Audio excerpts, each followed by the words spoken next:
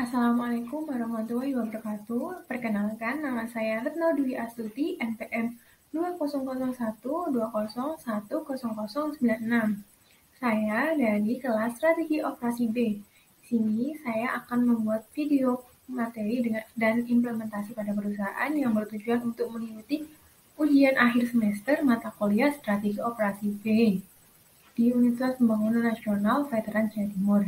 Materi kali ini adalah proses strategi operasi, formulasi, dan implementasi.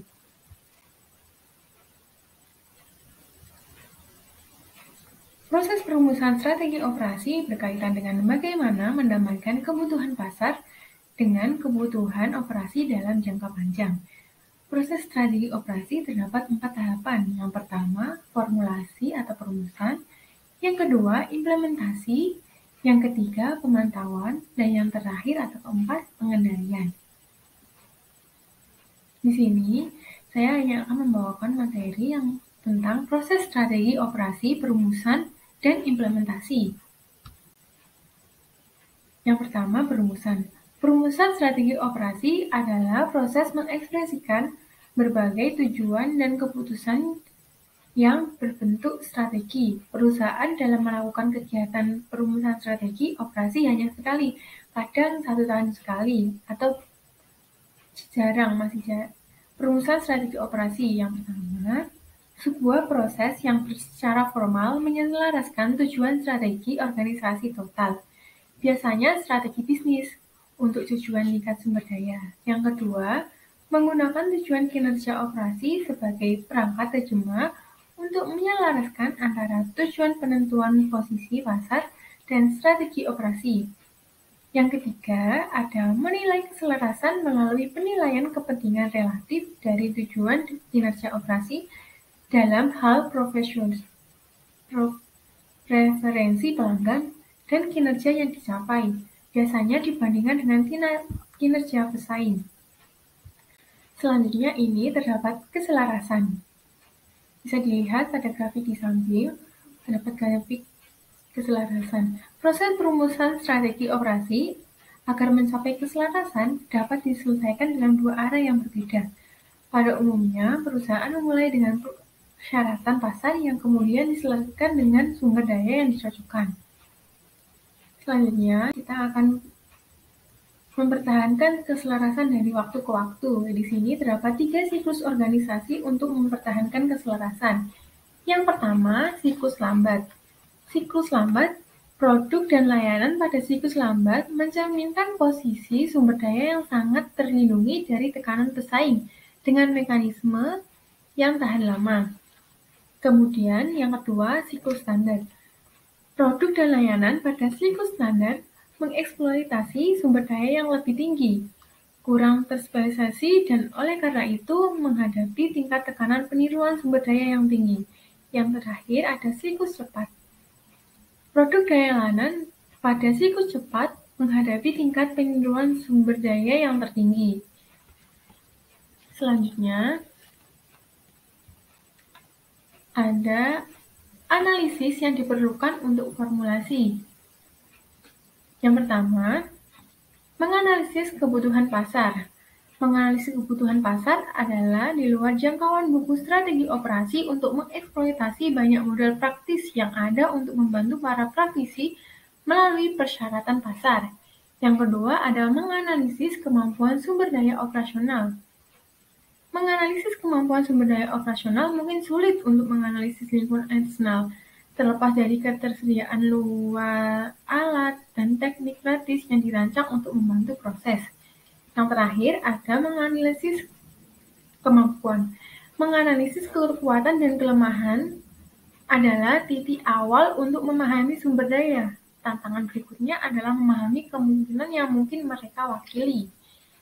Selanjutnya, terdapat tantangan untuk perumusan strategi operasi. Yang pertama ada profil sumber daya operasi. Setelah investasi dilakukan dalam aset berwujud dan tidak berwujud, hal ini pasti mempengaruhi pengambilan keputusan. Yang kedua ada bias investasi. Maksudnya pada operasi akan cenderung berinvestasi lebih jauh persimpangan sumber daya atau persyaratan yang telah terbukti hasilnya. Yang ketiga, ada sejarah. Organisasi atau perusahaan mungkin menjadi dibatasi oleh sejarah mereka sendiri. Yang terakhir ada struktur organisasi atau politik organisasi. Nah, untuk struktur organisasi sendiri ini kadang masih diabaikan, padahal struktur organisasi memiliki pengaruh yang sangat besar pada perumusan strategi operasi. Selanjutnya, kita akan membahas tentang memastikan proses formulasi strategi operasi. Yang pertama ada menjelajahi apa artinya strategi operasi menjadi komprehensif. Yang kedua, memastikan apa koherensi internal antar area keputusan yang berbeda. Yang ketiga, ada memastikan bahwa keputusan yang diambil sebagai bagian dari proses strategi operasi sesuai prioritas yang untuk setiap tujuan kinerja.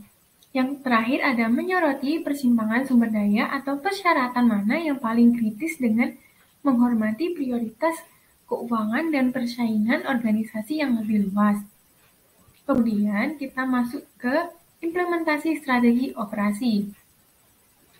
Implementasi strategi operasi adalah cara strategi dioperasionalkan atau dieksekusi. Ini melibatkan proses yang mencoba untuk memastikan bahwa strategi telah tercapai. Hal ini penting karena betapapun canggihnya landasan intelektual dan analitis dari suatu strategi, itu tetap hanya sebuah dokumen sampai telah diimplementasikan. Jadi implementasi pada strategi ini sangatlah penting. Selanjutnya, siapa sih sebenarnya yang bertanggung jawab pada implementasi strategi ini? Jadi, hubungan organisasi yang sangat penting yang dapat memiliki dampak besar pada implementasi strategi adalah bahwa antara mereka dalam fungsi operasi yang memiliki tanggung jawab untuk merumuskan strategi dan mereka yang menjalankan operasi sehari-hari tugas. Organisasi yang lebih besar sekarang umum untuk memiliki fungsi atau departemen yang ditujukan untuk aspek yang lebih luas, dari merumuskan cara di mana operasi harus dikelola dan sumber daya dialokasikan, seperti kayak pembagian lini atau staff-staff.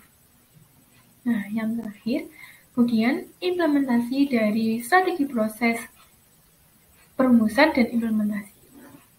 Ini kita akan membahas perihal sayur box pada penerapan strategi proses formulasi dan implementasi. Nah, sayur box adalah platform online yang memudahkan kamu berbelanja buah dan sayuran segar langsung dari petani lokal. Sayur box didirikan pada tahun 2017 oleh Amanda Susanti Cole. Sayur box memakai konsep bisnis farm to table. Proses ini memungkinkan konsumen bisa memperoleh berbagai sumber dan berbagai sayur dan buah segar berkualitas langsung dari petani dan produsen lokal.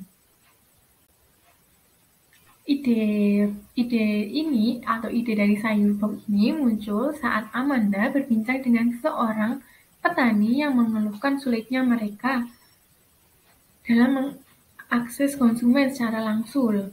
Hal ini membuat para petani sulit menjual hasil panen, sehingga banyak produk yang terbuang begitu saja.